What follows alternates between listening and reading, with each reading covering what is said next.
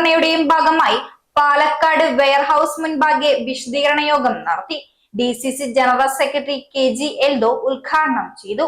ബെവ്കോ ചില്ലറ വിൽപ്പനശാലകളിൽ ജോലി ചെയ്തു വരുന്ന ജീവനക്കാർക്ക് നൽകി വരുന്ന അഡീഷണൽ അലവൻസ് വർദ്ധിപ്പിച്ചു നൽകുന്നതിന് മാനേജ്മെന്റ് സർക്കാരിലേക്ക് ശുപാർശ ചെയ്ത് 2 വർഷക്കാലമായിട്ടും വർദ്ധിപ്പിച്ചു നൽകാത്ത വകുപ്പ് മന്ത്രിയുടെ വഞ്ചനാപരമായ നിലപാടിലാണ് പ്രതിഷേധിച്ചത്.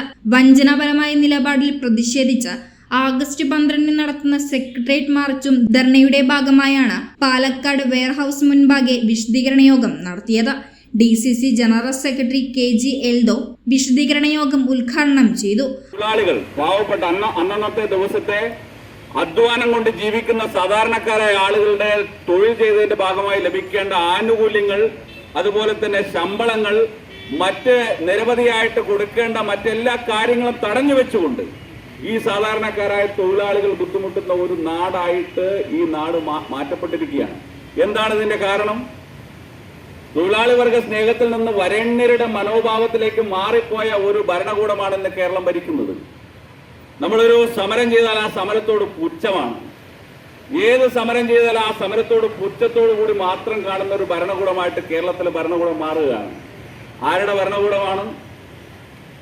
മാർക്സിസ്റ്റ് ഭരണകൂടമെന്ന് അവകാശപ്പെടുന്ന, തൊഴിലാളികൾ ഏറ്റവും അധികം ഹൃദയത്തോട് ചേർത്ത് വെച്ചു എന്നൊക്കെ പറയുന്ന ഭരണകൂടം ഇന്ന് വന്നു നിൽക്കുന്നത് ഒരു സമരത്തെ പോലും വളരെ വിശാലകരമായിട്ട് അതിനെ ഉൾക്കൊള്ളാൻ കഴിയാത്തൊരവസ്ഥയിലേക്ക് നമ്മുടെ നാട്ടിലെ ഇടതുപക്ഷ ഭരണകൂടം മാറിയത് ഖേദകരമായിട്ട് മാത്രമാണ് നമുക്ക് കാണാൻ വേണ്ടി കഴിയുള്ളൂ. നമ്മുടെ അവസ്ഥ നമുക്കറിയാം. നമ്മുടെ അഡീഷണൽ അലവൻസ് അത് ശമ്പള പരിഷ്കാരം നടക്കുമ്പോൾ അതിനോടൊപ്പം ലഭിക്കേണ്ടതാണ്. നമുക്കിതുവരെയായിട്ട് അത് ലഭിച്ചിട്ടില്ല.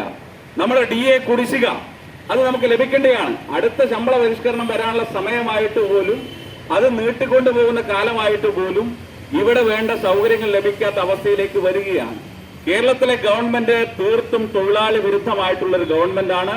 ഇത് വരേണ്യരുടെ ഗവൺമെന്റ് ആണ് എന്നത് എത്രയോ കാലമായിട്ട് തെളിയിച്ചു. അസോസിയേഷൻ ജില്ലാ പ്രസിഡന്റ് തൃപ്പാളൂർ ശശി അധ്യക്ഷത വഹിച്ചു.